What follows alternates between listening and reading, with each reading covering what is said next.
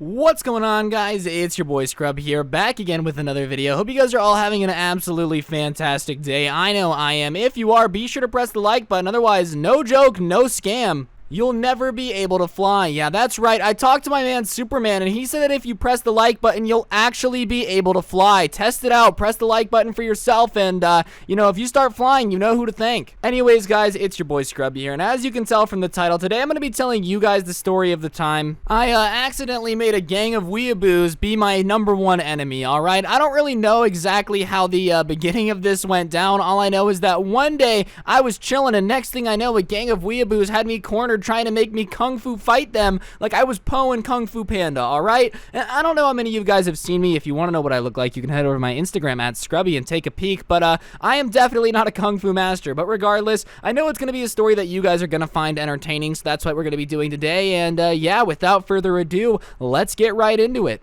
So at my high school, there were just gangs of weird kids always roaming around the halls. As you guys know, I've told a lot of stories about the group of emo kids that would always try to, start stuff with us in class, or there was a group of kids who thought they were werewolves, but the most dangerous group of all was the weeaboos. And the reason that these kids were so dangerous is because I'm convinced these kids actually thought that they lived in an anime, alright? Like, these were the type of kids, if a teacher said their assignment was late, they'd be like, "Huh, you've thought that you've outsmarted me, but truly it was you that have been outsmarted. I challenge you to combat, Mr. Pemberton. We must fight now, to the death." Those were the type of kids that these kids would pretend they be. They actually thought they were living in an anime. Some of them would come to school in cosplay. I remember there was a subset of the anime kids that would wear school uniforms to school just because kids in anime would wear uniforms. Like, imagine your school not making you wear uniforms and you go, nah, people in anime wear uniforms though, and they would just match every day. It was a really weird world. And for the most part, the kids kept to themselves outside of arguing with the teachers every now and then. There were enough weeaboos where they were kind of contained and you didn't have to deal with the cringe at any given moment. But one of my favorite skills, one of the things that I'm best at is talking crap. I'm not gonna lie, I've got a big mouth. I tend to get myself in trouble with it. And regardless, weeaboos aren't exactly scarily intimidating, okay? Yes, they might try to threaten to fight a teacher over a homework assignment, but for the most part, they're not actually gonna do anything because they're all 5'4" white kids that grew up in the suburbs and aren't actually intimidating at all. Like, if these kids started whipping out katanas, you know the scene from Indiana Jones where the guy's swinging around his sword and Indiana Jones just ends it in 1 second. I feel like that's what these kids would be like, okay? They'd get in a karate stance and be like, "Haha, you thought you had outsmarted me, but today," and then you'd punch them in the face and they'd just start crying and be like, "I was not prepared for combat of this level, ah." That's the type of kids that these people are. But regardless, most of these kids were pretty wimpy, and so everybody would make jokes every now and then. And I had a class with an unusually large weeaboo population. I was in art, which for some reason attracted weeaboos. I don't know what it is about art, but basically every other kid in the class, I swear, had Naruto headbands tattooed on their forehead and thought it was a good idea, alright? And trust me, Naruto can be pretty cool, but you shouldn't get the headband tattooed on your forehead. What if it's cold? Then you're just sweating into a headband for no reason. But regardless, in my art class, there was an unusually large amount of weeaboos, and I had a friend in my class who, me and him would talk and goof off and have ourselves a good time. And one day, I was sitting in art class, and I started making jokes about weeaboos. I started doing the anime voice like, "Haha, you thought you've outsmarted me, but I go to a school in the suburbs. Ahaha, I have learned the way of the Kung Fu Master." I was just kind of making fun of them, doing the anime announcement voice, just goofing off, and I didn't think anyone was going to take offense, okay? Because one thing that I think is important, you have to be able to get made fun of, alright? If someone's making fun of me, "Oh, haha, Scrubby's an idiot because he makes story times every day," you gotta just take it on the chin. People aren't always going to like you. And that's okay. And it wasn't like I was saying that weeaboos need to, be banned from the school or anything. I was just making fun of the fact that they think that they live in an anime. And I thought I was being relatively quiet. I thought my friend was really the only one that could hear me, but he started laughing really loud, which of course got the attention of all the other weeaboos in class. And because I was making fun of them doing the anime announcement voice, I guess they had a team meeting after school, okay? All the weeaboos got together and decided that this season on their anime, they were gonna have to fight the evil villain Ryan from their art class who was making fun of their anime lifestyle. I don't really know what the plan was, but the next day I walk into school and I go to put my backpack in my locker, and there's a note on my locker written in not Japanese, but a very flowy English. Like, it looked like somebody was trying to do the Japanese letters, but make it so that it could still be read in English. And it basically says, "We know that you are our enemy," or something, like some really overdramatic thing. And listen, for any weeaboos watching this, I wasn't your enemy. I really, really, really, really don't care. Like, if you watch anime, that's cool. You guys are a little cringy sometimes. You know, wearing school uniforms to match with your favorite anime is a little weird. I'm sorry. Like, if that's offensive, then hey, I guess I'm really offensive. But regardless, apparently I am their enemy, okay? They leave this passive-aggressive note on my locker. And so I grab it, and I'm kind of like, huh, that's weird. I don't even know which person I'm an enemy of at this point, okay? Because being realistic, someone leaves a note on your locker, I am the enemy. Regardless of if in retrospect it looks like fancy Japanese, I wasn't exactly looking around like, who is my enemy? I thought it was like one of my friends messing with me. So, whatever. I go about my day. I don't respond to the note. I just crumple it up and like throw it in the trash can. I don't think anything of it, right? And by the time lunch comes around, I've completely forgotten that there was a note on my locker in the first place. Sorry, all you anime kids out there, but I wasn't exactly sitting there like shaking in my seat. Who am I made angry? Who is my enemy? Who's going to try to do my Shippuden?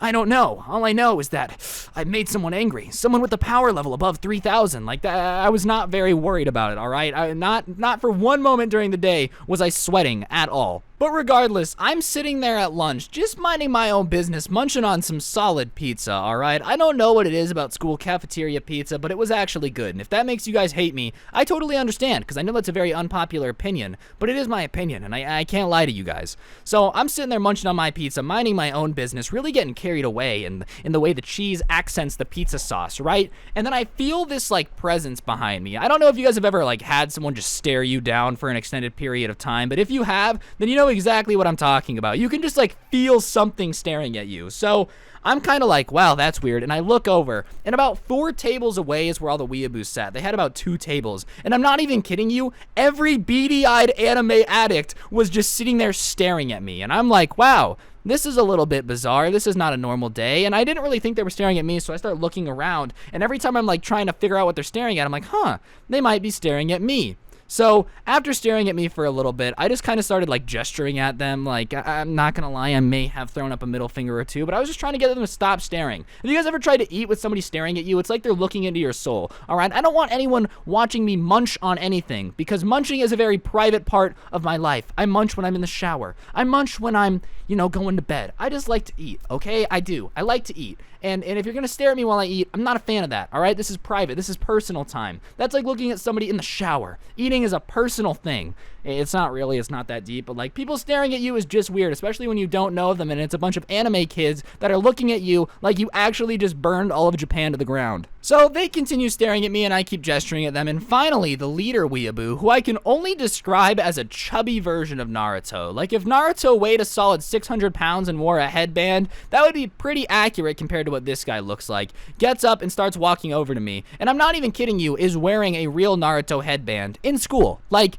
what was like, what should I wear to high school today? How about a Naruto headband? Which, whatever. If you like Naruto, I ain't pressed. But it's a little weird to be like wearing that in school. So 600-pound Naruto, who I will now refer to from this point forward as obese anime, walks up to me and just like walks up behind my chair and says, "So I've heard that you have a problem with us." And I'm like, "Dog, what are you talking about?" And he says, "Well, yesterday in art class you were making fun of anime. Like, do you think it's funny to make fun of things that people like?"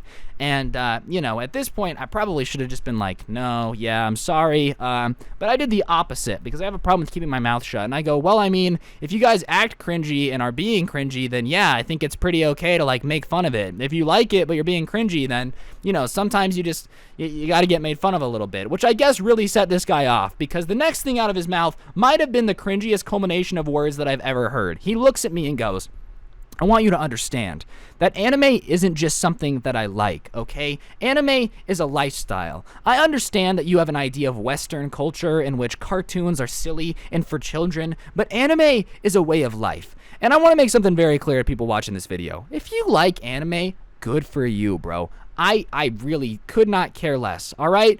But if you start trying to claim that it's a way of life and it's not just like a show, you're delusional, all right? If somebody gets arrested by the cops for, like, selling things, all right, and they go, oh, well, I got it from Breaking Bad, and it's a way of life, so obviously it's not that big of a deal. Like, you're just dumb, all right? I'm not saying anime's not cool. You can like anime, but you cannot make fun of it, for it is a way of life. Ahaha, I have spent many years mastering the blade. Like, you're just cringy, bro. So I can't take it seriously, and I start laughing, which sets off Obese Anime, and he walks away from my table very heftily, very angrily, just stomps his way back to the anime table, grabs like 2 or 3 more people, which aren't wearing Naruto headbands, sadly. I wish I could say that I got squared up upon by a group of people wearing Naruto headbands, only because I feel like it would increase my street creds. I might be actually able to go to downtown LA and join a gang based solely on the fact that I stared down a group of anime kids as they slowly approached me with Naruto headbands. But sadly, I can't. That's not what happened. And while that is depressing, what happens next is not as depressing because it's pretty comical.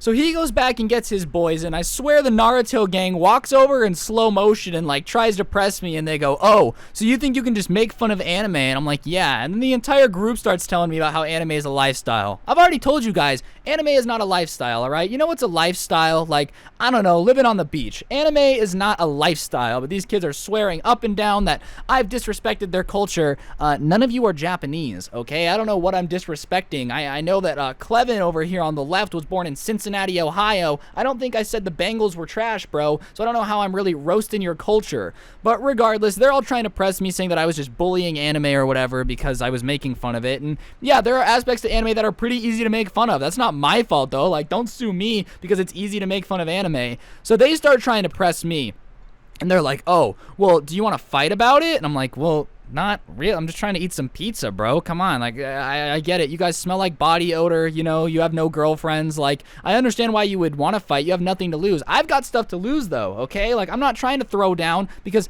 things are negative if I get in trouble, not so much for you guys. And they're like, well, if you're going to disrespect us, then you have to get in a combat stance. And then 3 of these weeaboo nerds get down into, like, a karate stance, okay? Like, a combat stance. Except the only problem is it's not like they've ever actually taken any karate lessons and have learned how to fight.